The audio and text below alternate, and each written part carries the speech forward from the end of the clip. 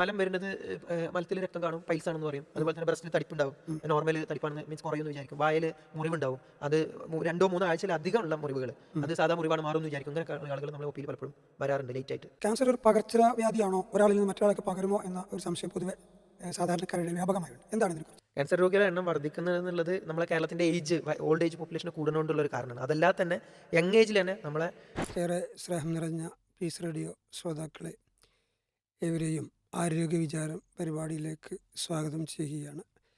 ഇന്നത്തെ ആരോഗ്യ വിചാരം പരിപാടിയിൽ നമ്മോടൊപ്പം ഉള്ളത് ബഹുമാന്യനായ ഡോക്ടർ ജംഷീർ വീട്ടി. അദ്ദേഹം MES മെഡിക്കൽ കോളേജിലെ ക്യാൻസർ രോഗ വിഭാഗം സർജനാണ്. ശ്രോതാക്കളുടെ സംശയങ്ങൾ ദൂരീകരിക്കാവുന്ന തരത്തിൽ വിഷയത്തെ ആസ്പദമായി സംസാരിക്കുവാൻ അദ്ദേഹത്തെ ആരോഗ്യജീവൻ പരിപാടിയിലേക്ക് സ്വാഗതം ചെയ്യുകയാണ്. ഡോക്ടർ അസ്സലാമു അലൈക്കും വറഹ്മത്തുള്ളാഹി വബറകാതുഹു. നമുക്ക് ക്യാൻസറുമായി ബന്ധപ്പെട്ട് സംസാരിക്കുമ്പോൾ ഓൺകോളജി എന്ന പദം സാധാരണ കേട്ടുവരാറുള്ളതാണ്. അതിനെക്കുറിച്ചൊന്ന് വളരെ ബ്രീഫായിട്ടൊന്ന് വിശദീകരിച്ചാൽ നന്നായിരിക്കും. ക്യാൻസറിന് എന്താണെന്ന് വെച്ച് കഴിഞ്ഞാൽ നമ്മളെ ശരീരത്തിൻ്റെ ഓരോ കോശങ്ങൾ ഡിവൈഡ് ചെയ്ത് 1-2 ആവുന്നതിനൊരു കൺട്രോളുണ്ട്. അപ്പോൾ ഈ കൺട്രോൾ നഷ്ടപ്പെടുമ്പോൾ ക്യാൻസർ വളരെ സ്ട്രോങ് ആയിട്ട് വളരും. എന്ന് വെച്ച് കഴിഞ്ഞാൽ കോശങ്ങൾ പരിധി വിട്ട് വളരുന്ന ആ ഒരു പ്രതിഭാസത്തിനാണ് ക്യാൻസർ എന്ന് പറയുന്നത്. അപ്പോൾ അതിനെ നമുക്ക് ബ്ലഡിൻ്റെ ക്യാൻസറും മറ്റ് ശരീരഭാഗങ്ങളെ ക്യാൻസറും പൊതുവെ 2ആയിട്ടാണ് നമ്മൾ പറയുക. ബ്ലഡ് റിലേറ്റഡ് ക്യാൻസർ ബേസിക്കലി മരുന്ന് കൊടുത്തിട്ടാണ്, ഇഞ്ചക്ഷൻ. ഈ പ്രതിഭാസത്തെ ചികിത്സിക്കുന്ന രീതി വിഭാഗമാണ് ഓൺകോളജി.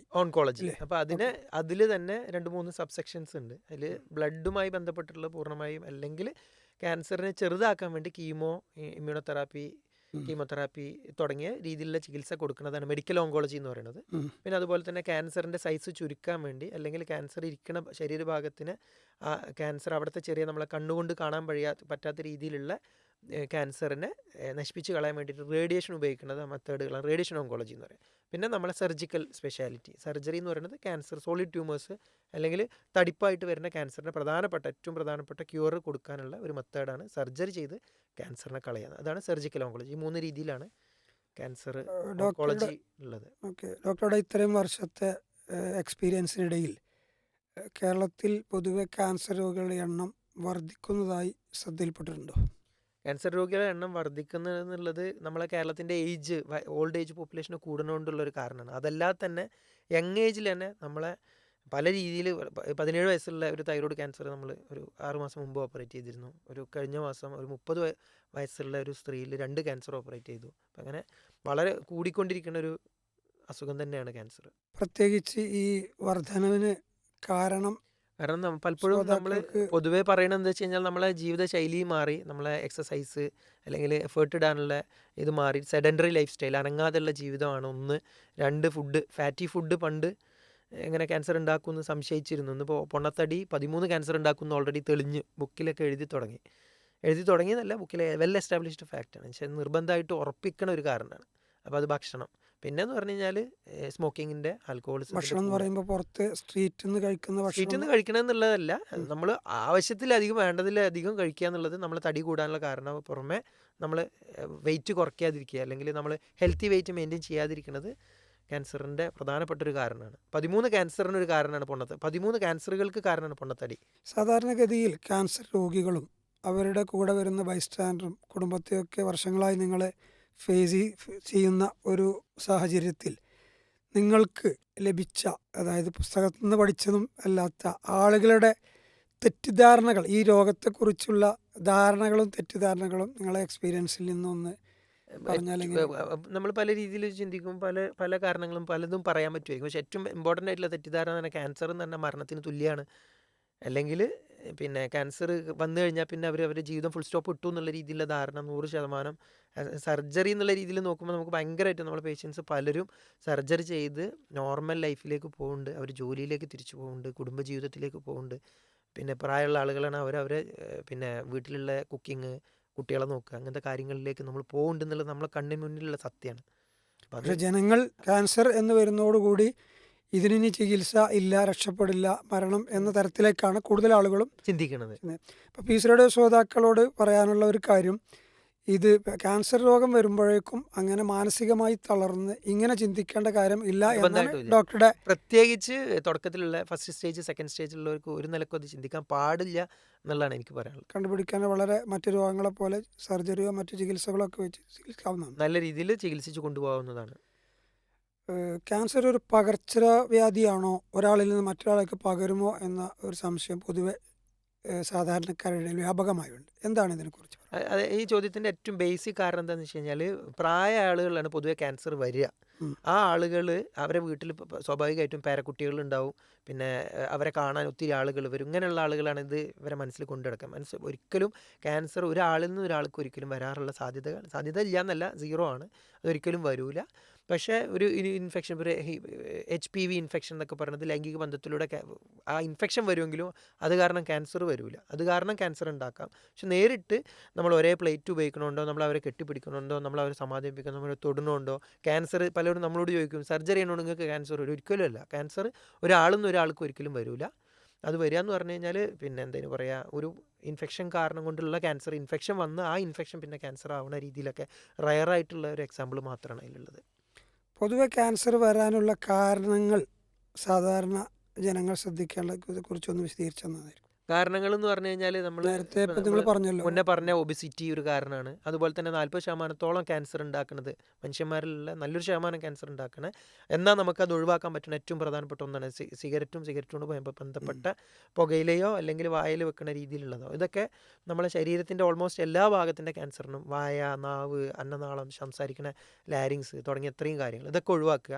പിന്നെ വെയിറ്റ് മെയിൻറ്റെയിൻ ചെയ്യുക, ഭക്ഷണത്തിൽ പച്ചക്കറി, ഫ്രൂട്ട്സ് ഉൾപ്പെടുത്തുക. ഇതൊക്കെ നമുക്ക് ക്യാൻസർ കുറയ്ക്കാൻ പറ്റില്ല, നമ്മളെ പരിശ്രമം നമുക്ക് ചെയ്യാൻ പറ്റുന്ന കാര്യങ്ങൾ. പുകവലി, മദ്യപാനത്തെക്കുറിച്ചൊക്കെ സംസാരിച്ചു. അതുപോലെ ഈയിടെ ഇതൊക്കെ പഴയതാണ്. ഇപ്പോൾ പലരും ഈ പാന് മറ്റതുപോലെയുള്ള വായൽ ഉപയോഗിക്കണത്, വായലുള്ള ക്യാൻസർ ഭയങ്കര കോമൺ ആണ്. എസ്പെഷ്യലി ഒരു 10-15 വർഷമൊക്കെ പിന്നെ എന്തെങ്കിലും പറയുക, കവിളിൻ്റെ ഉള്ളിലൊക്കെ വെച്ച് അല്ലെങ്കിൽ അത് ഉപയോഗിച്ച് കൊണ്ടുവരുന്ന ആളുകൾ ക്യാൻസർ നമുക്ക് ഭയങ്കര കോമൺ ആയിട്ട് താടിയിലൊക്കെ പൂർണ്ണമായിട്ട് ഒഴിവാക്കേണ്ട സിറ്റുവേഷനിലാണ് ഈ ആളുകൾ വരാറുള്ളത്. ഭയങ്കര കോമൺ ആയിട്ടുള്ള അസുഖമാണ്. ഇതിന് ജനറ്റിക് ഫാക്ടർ അഥവാ ഒരാൾക്ക് ഉണ്ടായി എന്നതുകൊണ്ട് പിന്നെ പാരമ്പര്യമായി കുടുംബത്തിൽ മറ്റാർക്കെങ്കിലും വരാനുള്ള സാധ്യത, ഈ ഡയബറ്റിക് പോലെ അങ്ങനെ വല്ല സാധ്യതയുണ്ടോ? അത് ഫസ്റ്റ് ഡിഗ്രി റിലേറ്റീവ് എന്ന് പറയും. ഇപ്പോൾ ഒരു എക്സാമ്പിൾ പറഞ്ഞു കഴിഞ്ഞാൽ, ഒരു ആളുടെ ഉപ്പ അല്ലെങ്കിൽ മകന് അതുപോലെ ബ്രദർ, ഈ 3 ആളുകൾക്ക് ഉണ്ടെങ്കിൽ, അപ്പോൾ നമ്മളെ ഫാമിലിയിൽ ഉണ്ടെങ്കിൽ ഫസ്റ്റ് ഡിഗ്രി റിലേറ്റീവ്സിന് ക്യാൻസർ വരാനുള്ള സാധ്യതകൾ ഉണ്ട്. അപ്പോൾ അതുകൊണ്ട് അങ്ങനെയുള്ള ആളുകൾ നിർബന്ധമായിട്ടും സ്ക്രീനിങ് ടെസ്റ്റുകളൊക്കെ ചെയ്ത് ആ ക്യാൻസർ വരില്ല എന്ന് ഉറപ്പിക്കേണ്ടത് നിർബന്ധമാണ്. സ്ക്രീനിങ് ടെസ്റ്റിനെ കുറിച്ച് പറയുമ്പോൾ ആദ്യ ലക്ഷണങ്ങൾ എല്ലാവരും പോയി ടെസ്റ്റ് ചെയ്യുന്നത് ഒരു പ്രായോഗികമല്ലല്ലോ. ഇതുമായി ബന്ധപ്പെട്ട് സാധാരണഗതിയിൽ കാണാറുള്ള ലക്ഷണങ്ങൾ, ഇപ്പോൾ പീസ് റേഡിയോ കേട്ടുകൊണ്ടിരിക്കുന്ന ശ്രോതാക്കൾക്ക് സാധാരണഗതിയിൽ ടെസ്റ്റൊന്നും ചെയ്യാതെ മനസ്സിൽ എങ്ങനെ സംശയിക്കാം? എന്തെങ്കിലും പ്രത്യേക ലക്ഷണങ്ങൾ കൊണ്ട്, ഒരു എക്സാമ്പിൾ എന്ന് വെച്ച് കഴിഞ്ഞാൽ, നമ്മൾ മൂത്രമൊഴിക്കുക, മലം വരിക, അതുപോലെ തന്നെ അത് നമ്മളെ 2 ഹോളുകളാണ്, മീൻസ് അപ്പോൾ അവിടെ നിന്ന് ബ്ലഡ് വരികയാണെങ്കിൽ, മൂത്രത്തിലൂടെയോ മലത്തിലൂടെ ബ്ലഡ് വരികയാണെങ്കിൽ, അല്ലെങ്കിൽ ചുമയ്ക്കുമ്പോൾ രക്തം വരികയാണെങ്കിൽ, അത് മാറാത്ത ചുമ, അതിൻ്റെ പുറമെ ബ്ലഡ് വരികയാണെങ്കിൽ ശ്വാസകോശത്തിൻ്റെ, മൂത്രം ഒഴിക്കുന്നത് ബ്ലഡ് വരുന്നതെന്ന് പറഞ്ഞു കഴിഞ്ഞാൽ മൂത്രസഞ്ചി അല്ലെങ്കിൽ കിഡ്നീൻ്റെ ക്യാൻസർ. അതുപോലെ മലത്തിൽ ബ്ലഡ് വരികയാണെങ്കിൽ അത് മലദ്വാരത്തിൻ്റെ കുടലിനോട് ബന്ധപ്പെട്ടുള്ള, മലത്തിൽ കറുത്ത നിറത്തിൽ ബ്ലഡ് വരാൻ ടാറായിട്ട് വരികയാണെങ്കിൽ, അതുപോലെ നമ്മളെ ആമാശയത്തിൻ്റെ അല്ലെങ്കിൽ സ്റ്റൊമക്കിൻ്റെ ക്യാൻസറൊക്കെ ആവാനുള്ള സാധ്യതയുണ്ട്. അതുപോലെ നമ്മൾ ഭാരം ഭയങ്കരമായിട്ട് കുറയുകയാണെങ്കിൽ, ഒരു 10% ഭാരം കുറയുകയാണ് ഒരു 6 മാസത്തിനുള്ളിൽ, അല്ലെങ്കിൽ നമ്മളെ ഷർട്ടൊക്കെ ഭയങ്കരമായിട്ട് ലൂസ് ആവുകയാണെങ്കിൽ നമുക്ക് ക്യാൻസർ സംശയിക്കാം.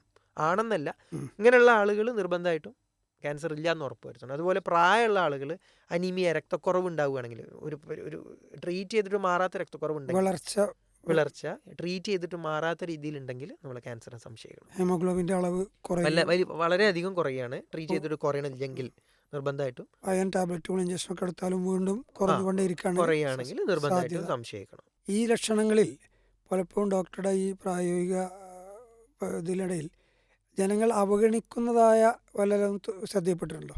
മലം വരുന്നത്, മലത്തിൽ രക്തം കാണും, പൈൽസ് ആണെന്ന് പറയും. അതുപോലെ തന്നെ ബ്രസ്റ്റിൽ തടിപ്പുണ്ടാവും, നോർമൽ തടിപ്പാണെന്ന് മീൻസ് കുറയുമെന്ന് വിചാരിക്കും. വായൽ മുറിവുണ്ടാവും, അത് 2-3 ആഴ്ചയിലധികം ഉള്ള മുറിവുകൾ, അത് സാധാ മുറിവാണ്, മാറുമെന്ന് വിചാരിക്കും. ഇങ്ങനെയൊക്കെ ആളുകൾ നമ്മളെ ഒപ്പിയിൽ പലപ്പോഴും വരാറുണ്ട് ലേറ്റായിട്ട്. ഈ ലക്ഷണങ്ങളൊക്കെ കോമൺ ആയിട്ട് കാണുന്നത്. ഇനി പെട്ടെന്ന് അപകടകരമായ സാഹചര്യത്തിൽ പെട്ടെന്ന് കാണിക്കേണ്ടതായ ലക്ഷണങ്ങൾ കുറച്ചും കൂടി ഇതിൻ്റെ അപ്പുറത്തേക്ക് എന്തെങ്കിലും ശ്രദ്ധയിൽപ്പെട്ടിട്ടുണ്ടോ? എന്ന് വെച്ചാൽ വെയിറ്റ് കുറയുക, ഉം. അത് വലിയൊരു സിഗ്നൽ തന്നെയാണ്. പ്രായമായ ആളുകൾ ഡയറ്റ് എടുക്കാതെ, എക്സസൈസ് ഭയങ്കരമായിട്ട് ചെയ്യാതെ, ഭക്ഷണം നിയന്ത്രിക്കാതെ വെയിറ്റ് കുറയുക, അതാണ്. അപ്പം വലിയ രീതിയിൽ തളർച്ച, ക്ഷീണം, ഇതൊക്കെ നമ്മൾ ശ്രദ്ധിക്കേണ്ട കാര്യമാണ്. ഈ ലക്ഷണങ്ങളുടെ കാര്യത്തിൽ അതുപോലെ രോഗം ഡയഗ്നോസ് ചെയ്ത കാര്യത്തിലൊക്കെ ഈ ജെൻഡറിന് വല്ല റോളും ശ്രദ്ധയിൽപ്പെട്ടിട്ടുണ്ടോ? അതായത് ഇല്ല, രണ്ട് സ്ത്രീകൾക്കും സ്ത്രീകൾ പുരുഷന്മാർക്കും പ്രത്യേകിച്ച് ഒരു വിഭാഗത്തിന് കൂടുതലെന്നോ കുറവെന്നോ അങ്ങനെയൊന്നും? അങ്ങനെയൊന്നുമില്ല. സ്ത്രീകളിൽ ബ്രസ്റ്റ് ക്യാൻസർ കുറച്ച് കോമൺ ആണ്. ഈവൻ ആണുങ്ങളിൽ 1% ബ്രസ്റ്റ് ക്യാൻസർ ആണുങ്ങളിലുണ്ട്. ഉം, ശ്വാസകോശാർബുദം രണ്ടാളുകളിലും ഉണ്ട്. ഉം, ഗർഭപാത്രമായി അല്ലെങ്കിൽ ബന്ധപ്പെട്ടിട്ടുള്ള ക്യാൻസർ സ്ത്രീകളിൽ മാത്രമാണ്. നേരെ മറിച്ച് പുരുഷന്മാരിൽ കൂടുതലായിട്ട് കാണുക എന്ന് പറഞ്ഞു കഴിഞ്ഞാൽ സ്മോക്ക് ചെയ്യുന്നവർക്ക് ശ്വാസകോശത്തിൽ അങ്ങനെയൊക്കെയുള്ള മാത്രമേ ഉള്ളൂ. ബാക്കിയൊക്കെ ഓൾമോസ്റ്റ് സെയിം തന്നെയാണ്. യുവാക്കളിലോ പ്രത്യേകിച്ച്? യുവാക്കളിൽ എന്ന് പറഞ്ഞു കഴിഞ്ഞാൽ നമ്മൾ കാണുന്ന ഒരു പ്രധാനപ്പെട്ട തന്നെ ഈ പുകയിലുമായി ബന്ധപ്പെട്ടിട്ടുള്ള നാവിലുള്ള താടിയിലുള്ള ക്യാൻസറുകൾ യുവാക്കളിൽ കുറച്ച് കൂടുതൽ കൂടുതലാണ്. പ്രത്യേകിച്ച് നമ്മളെ നാട്ടിൻപുറങ്ങളിലൊക്കെ ഈ പാനിൻ്റെ പാക്കറ്റുകൾ ഭയങ്കരമായിട്ട് റോഡ് സൈഡിൽ പോലും, പ്രത്യേകിച്ച് അന്യസംസ്ഥാനക്കാരാണ് കൂടുതൽ ഉപയോഗിച്ച് കാണുന്നത്. ആളുകളാണെങ്കിലും എങ്കിലും അതിപ്പോൾ നമ്മളും അത് ആ സ്വഭാവം ശീലിച്ചു തുടങ്ങി കഠിനമായ ജോലി ചെയ്യുന്നവർ പലപ്പോഴും ഇത് ചെയ്യുന്നത് കാണുന്നുണ്ട്. കാണാറുണ്ട്. കടുത്ത വെയിലൊക്കെ കൺസ്ട്രക്ഷൻ വർക്കൊക്കെ ചെയ്യുമ്പോൾ അവരിതൊരു ഒരു ഒരു ഉത്തേജനം അല്ലെങ്കിൽ ക്ഷീണത്തിന് ജോലിക്ക് ഉഷാറാന്ന് പറഞ്ഞിട്ടാണ് ഇത് ഉപയോഗിക്കുന്നത്. പക്ഷേ ഇതിൽ ഇത്ര വലിയ അപകടകരമായ ഒരു ഇത് സാഹചര്യം വരാനിരിക്കുമെന്ന തിരിച്ചറിവ് പലപ്പോഴും അവർക്ക് അവർ ഉണ്ടാവാറുണ്ട്. ഉണ്ടാവുന്നില്ല എന്നാണ് മനസ്സിലാകുന്നത്. ക്യാൻസർ സ്ക്രീനിങ് എത്രത്തോളം പ്രാധാന്യമാണ്? സ്ക്രീനിങ് എന്ന് വെച്ച് കഴിഞ്ഞാൽ നമ്മളെ ശരീരം എന്തെങ്കിലും സിഗ്നൽ കാണിച്ചതിന് ശേഷമാണ് നമ്മൾ ടെസ്റ്റ് ചെയ്യാൻ പോകണമെങ്കിൽ പലപ്പോഴും അത് cancer may be second stage, third stage എത്തിയിട്ടുണ്ടാവാം. കഴിഞ്ഞിട്ടുണ്ടാവും. നേരെ മറിച്ച് സ്ക്രീനിങ് എന്ന് പറയുന്നത് ഇപ്പോൾ നമ്മൾ മുന്നേ പറഞ്ഞതുപോലെ ഫാമിലിയിൽ ക്യാൻസർ ഉള്ള ആളുകൾ നേരത്തെ ചെയ്യണം. മറ്റുള്ള ആളുകൾ അവർക്കൊരു പ്രോട്ടോകോൾ ബേസ്ഡ് ഉണ്ട്. ഇപ്പോൾ ബ്രസ്റ്റിൽ ഉണ്ടെങ്കിൽ 40 വയസ്സിന് മുകളിലുള്ള ആളുകൾ വർഷത്തിലൊരിക്കൽ മാമോഗ്രഫി എടുത്തു കഴിഞ്ഞാൽ ക്യാൻസർ ഒന്നാമത് വരാൻ സാധ്യതയില്ല. കാരണം നമ്മൾ ടെസ്റ്റ് ചെയ്യാൻ പറയും. ഇൻ കേസ് നമ്മൾക്ക് ഉണ്ടെങ്കിലും കഴിഞ്ഞൊരു വർഷത്തിൻ്റെ ഇടയിൽ ഉണ്ടായ ചെറിയൊരു തടിപ്പ് മാത്രമേ ഉണ്ടാവുള്ളൂ. അപ്പോൾ അവരെ ഹൈ ലൈക്കിലി അവർ ഫസ്റ്റ് സ്റ്റേജിൽ നമ്മൾ കണ്ടെത്തും. അതുപോലെ തന്നെ കൊളോണോസ്കോപ്പി 40 വർഷം കഴിഞ്ഞ് കഴിഞ്ഞാൽ 10 വർഷത്തിലൊരിക്കൽ കൊളോണോസ്കോപ്പി ചെയ്താൽ കുടലിന് ക്യാൻസർ ഉണ്ടാവാനുള്ള സാധ്യതകൾ ഇല്ല നേരത്തെ എന്ന് തന്നെ കണ്ടു. പറയാം. അപ്പോൾ PCയുടെ ശ്രോതാക്കളോട് പറയാനുള്ള, പ്രത്യേകിച്ച് 40 വയസ്സിന് മുകളിലുള്ള ആളുകൾ സ്ത്രീകൾ പ്രത്യേകിച്ചും ബ്രസ്റ്റ് ക്യാൻസറിൻ്റെ കാര്യത്തിൽ സ്തന പരിശോധന, മാമോഗ്രാഫി ഓരോ വർഷത്തിൽ വർഷത്തിലൊരിക്കൽ ഒരിക്കലെങ്കിലും ചെയ്യണം, ചെയ്യുക. നിർബന്ധമായിട്ട് ചെയ്യണം. അതുപോലെ തന്നെ മലദ്വാരത്തിലെ ക്യാൻസറുമായി ബന്ധപ്പെട്ട് കുടലുമായി ബന്ധപ്പെട്ടുള്ള ബന്ധപ്പെട്ട് ക്യാൻസറിന് കൊളോണോസ്കോപ്പി 10 വർഷത്തിലൊരിക്കൽ, 40 വയസ്സിന് മുകളിലുള്ള ആൾ 10 വർഷത്തിലൊരിക്കൽ ചെയ്താൽ ഒരു 99% ആളുകൾക്കെന്ന് പറഞ്ഞ പോലെ പറയാവുന്ന കാര്യമാണ് ക്യാൻസർ വരില്ല. ഇൻ ആ, കേസ് വരികയാണെങ്കിൽ നമുക്കത് കണ്ടെത്താനും അത് ഒഴിവാക്കാനും ചെയ്യും, നല്ല രീതിയിൽ ട്രീറ്റ് ചെയ്യാനും പറ്റും. ക്യാൻസർ വന്നാൽ ജീവൻ രക്ഷിക്കാനാവില്ല എന്ന ധാരണ ശരിയല്ല എന്ന് നേരത്തെ നമ്മൾ ഡോക്ടറുടെ ഓൾറെഡി പറഞ്ഞു സംസാരത്തിൽ കഴിഞ്ഞു. വന്നു കഴിഞ്ഞു. നേരത്തെ കണ്ടെത്തിയാൽ ചികിത്സിക്കാവുന്ന, നേരത്തെ നിങ്ങൾ പറഞ്ഞല്ലോ കുറേ വിഭാഗം 10, 13, 14ഓളം എത്രയോ ടൈപ്പ് ക്യാൻസർ ഉണ്ടെന്ന് പറഞ്ഞല്ലോ. ഇതിൽ നേരത്തെ കണ്ടെത്തിയാൽ ചികിത്സിച്ച് പൂർണ്ണമായും നോർമൽ ലൈഫ് ചെയ്യാവുന്ന തരത്തിലുള്ള തൈറോയ്ഡ് ഏതൊക്കെയാണ്? ക്യാൻസർ ഏകദേശം 100% 10 വർഷം ജീവിക്കുന്ന ഏകദേശം 100% ഉറപ്പാണ് ക്യാൻസർ നേരത്തെ കണ്ടെത്തണം. ഒന്ന് ഉം. ബ്രസ്റ്റ് ക്യാൻസർ അതുപോലെ 90%-ലധികമാണ്. അതുപോലെ വായലുള്ള നാവിലുള്ള ക്യാൻസർ ആണെങ്കിൽ അത് സർജറി മാത്രം മതി. നമ്മൾ റേഡിയേഷനോ കീമോ ഒക്കെ കൊടുത്ത് മുടി ഒഴിയുക അങ്ങനെയുള്ള കൺഫ്യൂഷനുകളൊന്നും ഈ വായ പറഞ്ഞ വായലുള്ള ക്യാൻസറിൽ ഇല്ല തുടക്കത്തിൽ കണ്ടെത്തുകയാണെങ്കിൽ. ഉം. പിന്നെ ക്യാൻസർ തടയാൻ സാധാരണ ജനങ്ങൾക്ക് നൽകാനുള്ള എന്തെങ്കിലും നിർദ്ദേശം? നമ്മളെ അഡിക്ഷൻസ് നമുക്ക് എല്ലാവർക്കും അറിയാം, പ്രത്യേകിച്ച് പറയേണ്ട ആവശ്യമൊന്നുമില്ല. നമ്മളെ അഡിക്ഷൻസ്, സ്മോക്കിംഗ് എന്ന കാര്യങ്ങൾ ഒഴിവാകുകയാണെങ്കിൽ ഏകദേശം 40% ക്യാൻസർ വരാനുള്ള റിസ്ക്, അതിൻ്റെ കോൺട്രിബ്യൂഷൻ സ്മോക്കിംഗ് എന്നാണുള്ളത്. പിന്നെ അതുപോലെ നമ്മൾ ഹെൽത്തി വെയിറ്റ്, ഭക്ഷണം കൺട്രോൾ ചെയ്യുക, അനാവശ്യമായിട്ട് കൂടുതൽ ഭക്ഷണം കഴിക്കാതിരിക്കുക, ഒബിസിറ്റി വരാതെ നോക്കുക, നമ്മൾ ലൈറ്റ് എക്സസൈസ് ചെയ്യുക, അങ്ങനെയുള്ള കാര്യങ്ങളാണ് നമുക്ക് തടയാനുള്ള മാർഗ്ഗമായിട്ട് നമുക്ക് ചെയ്യാൻ പറ്റുന്ന കാര്യം. ക്യാൻസർ ചികിത്സയുമായി ബന്ധപ്പെട്ട് ഈ അടുത്ത കാലത്തുണ്ടായ ഡെവലപ്മെൻറ്റ്സ്, ഈ ചികിത്സാ ശാസ്ത്രത്തിൽ ഓൺകോളജിയിൽ മുൻകാലത്തെ അപേക്ഷിച്ച് ധാരാളം കണ്ടുപിടുത്തങ്ങളും പുതിയ പുതിയ നൂതന ചികിത്സാ രീതികളും ഒക്കെ വന്നിട്ടുണ്ട്. അതിനെക്കുറിച്ചൊന്ന് ചെറുതായിട്ടൊന്ന്. അത് ഒരു വലിയൊരു ടോപ്പിക്കാണ്. ഫോർ എക്സാമ്പിൾ ബ്രസ്റ്റ് ക്യാൻസർ മുന്നേ നമ്മൾ പൂർണ്ണമായി സ്തനം ഒഴിവാക്കിയിരുന്നു. ഇന്ന് നമ്മൾ ചെറിയ രീതിയിലുള്ള ക്യാൻസർ ആണെങ്കിൽ സ്തനം പൂർണ്ണമായി ഒഴിവാക്കാതെ ആ ഭാഗം മാത്രം ഒഴിവാക്കും. അതൊരു ഡെവലപ്മെൻ്റ് ആണ്. അതുപോലെ കക്ഷത്തിൽ കഴല ഓപ്പറേറ്റ് ചെയ്ത് കഴിഞ്ഞാൽ കക്ഷത്തിൽ നിർബന്ധമായിട്ടും കയ്യിൽ നീര് വന്ന് വീർത്ത് വലിയ രീതിയിൽ വരാനുള്ള സാധ്യത ഉണ്ടായിരുന്നു. അപ്പോൾ അതിന് നമ്മൾ അവിടെയും നമ്മൾ ഇതുപോലെ പൂർണ്ണമായി കഴല ഒഴിവാക്കാതെ കഴലകൾ ടെസ്റ്റിന് അപ്പം തന്നെ ഓപ്പറേഷൻ്റെ സമയത്ത് തന്നെ നമ്മൾ ടെസ്റ്റിന് അയക്കും, ബയോപ്സി എടുത്ത് അയക്കും ഓപ്പറേഷൻ്റെ സമയത്ത് തന്നെ. എന്നിട്ട് അതിൽ വലിയ രീതിയിൽ ഇൻവോൾവ്മെൻറ്റ് ഇല്ലെങ്കിൽ നമ്മൾ സർജറി അവിടെ സ്റ്റോപ്പ് ചെയ്യും. എന്നിട്ട് അവിടെ ചെറിയ രീതിയിൽ റേഡിയേഷൻ കൊടുത്തു കഴിഞ്ഞാൽ അത് കുറയും. അതുപോലെ കീമോതെറാപ്പിയിൽ വലിയ മാറ്റങ്ങൾ വന്നിട്ടുണ്ട്, റേഡിയേഷനിൽ വലിയ മാറ്റങ്ങൾ വന്നിട്ടുണ്ട്. എല്ലാ ഫീൽഡിലും വളരെ ഇതിൽ മൊബൈൽ നമ്മൾ മാറിയതുപോലെ ബാക്കിയുള്ളതിലും പഠനങ്ങൾ നടന്നുകൊണ്ടിരിക്കുന്നുണ്ട്, റിസർച്ച് നടന്നുകൊണ്ടിരിക്കുന്നുണ്ട്, ഗുണങ്ങൾ കിട്ടിക്കൊണ്ടിരിക്കുന്നുണ്ട്. ഈ കീമോതെറാപ്പി എന്ന് പറയുമ്പോൾ അതിൽ ഇഞ്ചക്ഷൻ മാത്രമാണോ അതോ ഗുളികകളും പല ക്യാൻസറും പ്രായമായ ബ്രസ്റ്റ് ക്യാൻസറിൽ ചില ആളുകൾ നമ്മൾ വെറും ഗുളികകൾ കൊടുത്തിട്ടാണ് സർജറിക്ക് ശേഷം അവരെ കൊണ്ടുനടത്തുക. അപ്പോൾ ആളുകൾ ധാരണ മാത്രമാണ് എന്ത് കീമോതെറാപ്പിയാണ് 100% മുടി കൊഴിയും, പിന്നെ ആളാകെ ഇല്ലാതാവും, ഛർദ്ദിക്കും. ഇതിനൊക്കെ നമ്മൾ തിരിച്ച് കൗണ്ടർ ട്രീറ്റ്മെൻറ്റും സപ്പോർട്ടും നല്ല രീതിയിൽ കൊടുക്കുന്നുണ്ട് എന്നുള്ളത് കീമോതെറാപ്പിയിൽ തന്നെ ടാബ്ലറ്റും ഇഞ്ചക്ഷനും നിർബന്ധമായിട്ടുണ്ട്. വേറെ വേറെ ഉണ്ട്. ഇങ്ങനെ പ്രയാസങ്ങളൊന്നും ഇല്ലാത്ത തരത്തിൽ തന്നെ ഡീൽ ചെയ്യാവുന്ന ധാരാളം മരുന്നുകളുണ്ട്. അതിൻ്റെ തന്നെ മോഡിഫിക്കേഷൻസ് ഉണ്ട്. ഇമ്മ്യൂണോതെറാപ്പി അല്ലെങ്കിൽ ടാർഗറ്റഡ് തെറാപ്പി എന്നുള്ള രീതിയിലൊക്കെ ഇതൊക്കെ എടുത്തു കഴിഞ്ഞാൽ ക്യാൻസർ തിരിച്ചു വരാനുള്ള ചാൻസ് ഭയങ്കര കുറവാണ്. പ്രതിരോധ ശേഷി വർദ്ധിപ്പിക്കുക. നമ്മളെ ഇമ്മ്യൂണിറ്റിയുമായി ബന്ധപ്പെട്ടിട്ടുള്ള മാറ്റങ്ങൾ വരുത്തിയിട്ടാണ് ഇതിൻ്റെ ട്രീറ്റ്മെൻറ്റ്. നേരിട്ട് ശരീരത്തിന് മൊത്തത്തിൽ അഫക്റ്റ് ചെയ്യൂല. ക്യാൻസറുമായി ബന്ധപ്പെട്ടുള്ള കോശങ്ങൾ മാത്രമാണ് അഫക്റ്റ് ചെയ്യുക സാധാരണ. റേഡിയേഷൻ ചികിത്സയെക്കുറിച്ച് കേട്ടിട്ടുണ്ട്, അതിനെക്കുറിച്ചൊന്ന്. റേഡിയേഷൻ എന്ന് പറഞ്ഞു കഴിഞ്ഞാൽ നമ്മൾ സർജറി ചെയ്ത് കഴിഞ്ഞാൽ സർജറി ചെയ്യുമ്പോൾ സർജറി ക്യാൻസർ കോശങ്ങൾക്ക് ചുറ്റും നമ്മളെ കണ്ണുകൊണ്ട് കാണാൻ പറ്റാത്ത ചെറിയ രീതിയിലുള്ള കോശങ്ങൾ ഉണ്ടാകാം. അപ്പോൾ ആ ലോക്കൽ ഏരിയയിൽ നമ്മൾ റേഡിയേഷൻ കൊടുക്കുമ്പോൾ തിരിച്ച് ഈ കോശങ്ങൾ ഒരു കുറേ വർഷങ്ങൾക്ക് ശേഷം ക്യാൻസർ വരാനുള്ള സാധ്യത നമുക്ക് കുറയ്ക്കാൻ വേണ്ടിയിട്ടാണ് നമ്മൾ റേഡിയേഷൻ ഉപയോഗിക്കുന്നത്. സർജറി കഴിഞ്ഞ് ആ പരിസരത്തെ കോശങ്ങൾക്ക് റേഡിയേഷൻ കൊടുക്കുന്നത് വീണ്ടും അതിൽ ക്യാൻസർ വരാനുള്ള സാധ്യത. ഈവൻ ഇപ്പോൾ പഠനങ്ങൾ എന്ന് പറഞ്ഞു കഴിഞ്ഞാൽ സർജറി റേഡിയേഷൻ ചെയ്തിട്ട് ഇപ്പോൾ മലദ്വാരത്തിൻ്റെ അവസാന ഭാഗത്തുള്ള ക്യാൻസർ റേഡിയേഷൻ മാത്രമേ ചെയ്യുള്ളൂ. നമ്മൾ ആ മലദ്വാരം എടുത്ത് ഒഴിവാക്കി കഴിഞ്ഞാൽ നമ്മളെ കൺട്രോൾ പോയിട്ട് മലം പോകാനുള്ള സംവിധാനങ്ങൾ നഷ്ടപ്പെടും. അപ്പോൾ അതുകൊണ്ട് റേഡിയേഷൻ ചെയ്തിട്ട് നമ്മൾ സർജറി തന്നെ അവോയ്ഡ് ചെയ്യാനുള്ള രീതിയിലാണ് പല വൻകുടലിൻ്റെ അവസാന ഭാഗവും മലദ്വാരത്തിനുള്ള രീതിയിൽ റേഡിയേഷൻ മാത്രമാണ് കൊടുക്കുന്നത്. റേഡിയേഷനും കീമോയും മാത്രമാണ് പലപ്പോഴും അതിൻ്റെ പഠനങ്ങൾ വന്നു തുടങ്ങി നല്ല രീതിയിൽ. ഏതായാലും നമുക്ക് അനുവദിച്ച സമയം ഇവിടെ അവസാനിക്കുകയാണ്. ക്യാൻസർ രോഗവുമായി ബന്ധപ്പെട്ട പീസ് റേഡിയോ ശ്രോതാക്കൾക്ക് വളരെ വിലപ്പെട്ട നിർദ്ദേശങ്ങൾ തന്നിയ താങ്കൾക്ക് അള്ളാഹു അർഹമായ പ്രതിഫലം നൽകട്ടെ എന്ന് ആത്മാർത്ഥമായി പ്രാർത്ഥിക്കുകയാണ്. ഈ വിഷയം എവിടെയും എത്തിയിട്ടില്ല. ഇൻഷാ അല്ലാഹ് മറ്റൊരു എപ്പിസോഡിൽ ഇതിൻ്റെ തുടർഭാഗം നമുക്ക് ശ്രോതാക്കൾക്ക് വേണ്ടി സംരക്ഷണം ചെയ്യാം.